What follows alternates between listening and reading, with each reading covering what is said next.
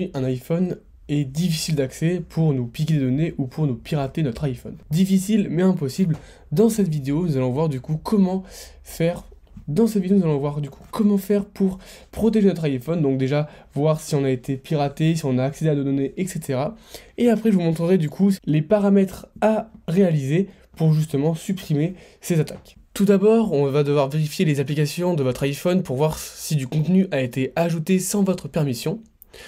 Vous devrez ensuite vérifier vos emails et vos messages pour voir si on n'a pas reçu des messages étranges ou inhabituels. Vérifier notre liste de contacts.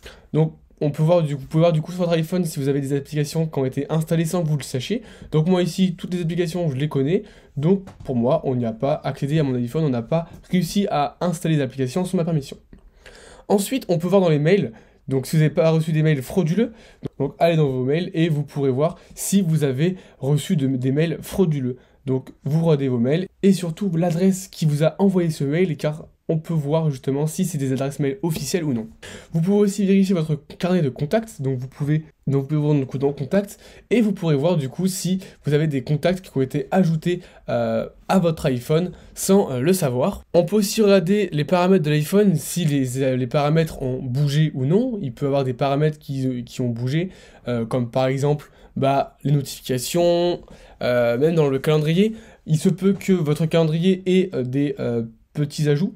Donc pour les supprimer, voir si on n'a pas eu des calendriers en plus. Donc pour ce faire, vous allez pouvoir aller du coup dans calendrier ici, et là vous allez pouvoir voir les calendriers qui ont été ajoutés, et après les supprimer en cliquant dessus et en faisant supprimer. Moi ici j'en ai pas, donc je ne peux pas les supprimer, mais si vous avez des calendriers en plus, ils seront affichés ici, vous pourrez du coup les supprimer. Vous pouvez aussi également voir dans Safari l'historique donc de la navigation. Donc vous allez appuyer sur les petits livres ici et aller dans la petite horloge à droite, et là du coup vous pourrez voir l'historique. Donc moi ici j'ai pas l'historique parce que il s'est enlevé, mais vous pourrez voir du coup si vous avez des sites que vous ne connaissez pas. Cela voudrait dire qu'on ait accès à votre compte iCloud ou même votre iPhone. Vous pouvez aussi avoir des problèmes d'iPhone qui s'éteint d'un coup, qui rame, qui chauffe, etc. Et cela est peut-être dû à quelque chose de suspect sur votre iPhone. Donc dans ce cas-là, il faut faire plusieurs méthodes. Tout d'abord, la première méthode est de redémarrer votre iPhone. Donc pour faire un démarrage forcé, on appuie en haut, on appuie en bas. Donc on va en fait maintenir du coup les deux boutons. On va attendre que l'iPhone s'éteigne. Et une fois qu'il est éteint, hop, on maintient le bouton Power ici. Et il va se redémarrer. Donc là, l'iPhone redémarre, donc il a fait un redémarrage forcé, donc il va pouvoir recalculer un peu tout le système, et ça pourrait permettre d'effacer du coup ces traces suspectes sur votre iPhone. Ensuite, vous pouvez aussi changer le mot de passe de l'iPhone. Donc pour ceci, vous allez dans les réglages de l'iPhone, vous descendez dans mot de passe, voilà, vous mettez votre mot de passe de votre iPhone, et vous pouvez le changer en cliquant juste ici. On remet l'ancien mot de passe, et vous pouvez après changer le mot de passe de votre iPhone. Hop, faire utiliser. Donc mettez un mot de passe plus protégé. Moi ici, je mets un mot de passe un peu nul, mais vous devrez mettre un mot de passe un peu plus sécurisé. Et vous pouvez également changer le mot de passe de votre compte iCloud. Donc pour ce faire, vous allez cliquer sur votre profil, vous allez aller dans mot de passe et sécurité.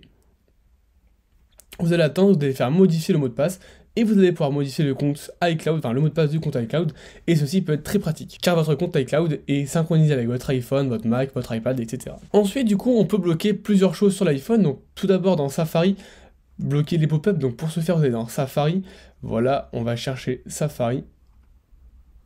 Vous allez chercher Safari, et vous allez pouvoir bloquer les pop-up. Donc pour ce faire, vous allez ici, hop, cliquer sur bloquer les pop-up. Ça permettra de ne pas ouvrir des fenêtres en plus dans Safari et du coup vous pister. Vous pouvez aussi également voir le nombre d'appareils qui ont accès à votre compte iCloud. Donc vous allez tout en bas, et là vous allez voir apparaître tous les appareils Apple qui sont connectés. Donc ici moi j'ai un Mac, une Apple Watch, un iPhone, un Mac. Vous, si vous voyez des choses qui ne sont pas à vous, cela pouvait dire que vous avez peut-être quelqu'un qui a accès à votre mot de passe. Donc vous pouvez supprimer un appareil. Par exemple, si je prends le Mac, je peux après le supprimer de l'iPhone en cliquant en bas. Et vous pouvez aussi voir le micro et l'appareil photo qui sont utilisés pour les applications. Donc vous êtes dans confidentialité. Et vous allez aller dans micro par exemple, et on peut voir que je n'ai pas d'application qui utilise le micro de l'iPhone. Et pareil pour l'appareil photo, j'en ai pas non plus. Ensuite, vous pouvez voir aussi dans la batterie les applications qui consomment le plus. Donc moi ici, mon iPhone est neuf, donc je n'ai pas de valeur, mais vous pouvez ouvrir un graphique et vous pourrez voir du coup les applications qui utilisent le plus d'énergie, et si vous ne connaissez pas les applications, cela peut vous dire que quelqu'un utilise que votre iPhone utilise des applications que vous n'avez pas.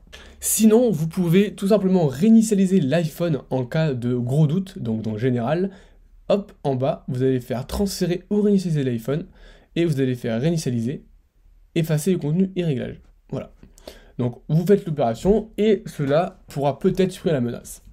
Sinon, vous pouvez utiliser l'application Reboot qui permettra en fait tout simplement de rafraîchir le iOS et du coup de forcément supprimer les menaces sur votre iPhone. Pour ce faire, je vais connecter l'iPhone à mon Mac, hop, avec un câble. Voilà, on va le connecter au Mac. Et moi, je vais me rendre du coup sur le Mac, on va faire autoriser et on va lancer l'application Reboot qui nous permettra de rafraîchir iOS. Pour ce faire, on va cliquer sur commencer et on va faire réparation standard. Vous allez faire réparation standard et là du coup ça va télécharger le firmware. Donc pour l'importer, on va cliquer sur importer un firmware en local et moi je vais sélectionner du coup le firmware que j'ai déjà. Voilà, celui-là, je vais le mettre dedans et après en fait on va cliquer sur lancer la réparation. Donc là la réparation va se lancer. Donc la durée estimée 2 minutes, donc vous allez voir que là du coup l'iPhone va redémarrer et que du coup ça va réparer du coup on va dire iOS. On va le laisser tourner. Donc là on peut voir que ça y est, l'iPhone est connecté, donc on va faire autoriser. Donc là le Mac est en train de réparer on va dire l'iPhone. Donc là on peut voir que l'iPhone hop est parti en mode restauration. Hop, l'iPhone, on voit qu'il nous demande de faire autoriser. On fait autoriser pour qu'il autorise la communication entre les deux appareils. Voilà, donc là ça va charger un petit peu. Donc on voit que l'iPhone va redémarrer et qu'il sera en mode restauration. La petite barre va apparaître. Donc là, en attente de l'iPhone, c'est normal, on fait autoriser. Alors à chaque fois, faites-le autoriser pour qu'il puisse justement transférer, parce qu'avec macOS Ventura, maintenant il y a une vérification sur les périphériques que l'on branche.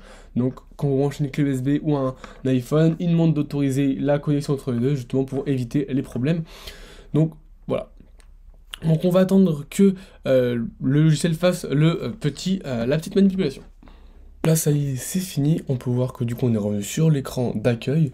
Et du coup moi, l'iPhone, on peut voir du coup qu'il a été remis à 0, donc à 9. Et du coup l'appareil iOS, lui, est totalement réparé. Donc là vous pouvez voir qu'on va faire le petit code demandé. Et l'iPhone va du coup finir tout simplement le redémarrage. Alors que si on fait le mot de passe, hop, on revient du coup sur notre iPhone comme neuf, mais cette fois-ci iOS a été réparé, donc du coup vos menaces seront sûrement, voire même, c'est même sûr, seront toutes supprimées et vous repartirez avec un iOS clean. Donc voilà, j'espère que la vidéo vous aura plu, vous avez donc appris à détecter des menaces, à les supprimer et à remettre un iPhone à neuf tout en gardant vos données.